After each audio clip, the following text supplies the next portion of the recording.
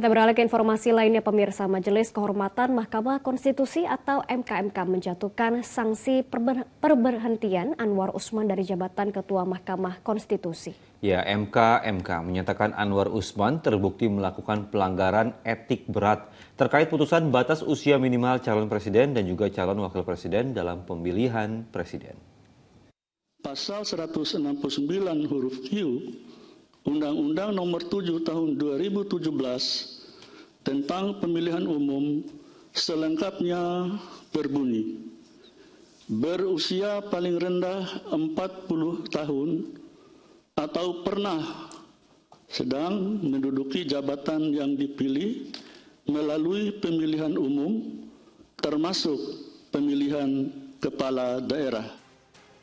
Putusan dikabulkannya gugatan syarat pendaftaran calon presiden dan calon wakil presiden berusia 40 tahun atau berpengalaman sebagai kepala daerah yang dibacakan oleh Ketua Mahkamah Konstitusi Anwar Usman inilah menuai polemik di masyarakat hingga berujung laporan dugaan pelanggaran kode etik Hakim Mahkamah Konstitusi ke Majelis Kehormatan Mahkamah Konstitusi.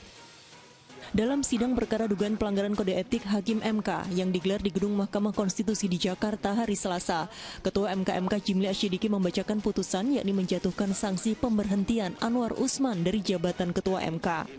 MKMK menyatakan Anwar Usman terbukti melakukan pelanggaran berat terhadap kode etik perilaku Hakim Konstitusi menyusul pengabulan gugatan terkait syarat batas usia minimal calon presiden dan calon wakil presiden dalam pemilihan presiden.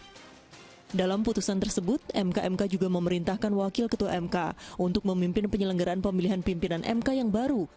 Menjatuhkan sanksi pemberhentian dari jabatan Ketua Mahkamah Konstitusi kepada Hakim terlapor. Memerintahkan Wakil Ketua Mahkamah Konstitusi untuk dalam waktu 2 kali 24 jam sejak putusan ini selesai diucapkan memimpin penyelenggaraan pemilihan pimpinan yang baru sesuai dengan peraturan perundang-undangan. Buntut pelanggaran tersebut, Anwar Usman tidak berhak untuk mencalonkan diri atau dicalonkan sebagai pimpinan MK sampai masa jabatannya sebagai Hakim Konstitusi berakhir. Selain itu, Hakim Konstitusi lainnya juga terbukti melanggar kode etik, namun diberi sanksi teguran lisan secara kolektif.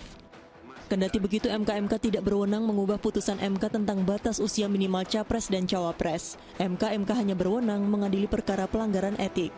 Glenn Joshua dan Ilham Elias melaporkan dari Jakarta.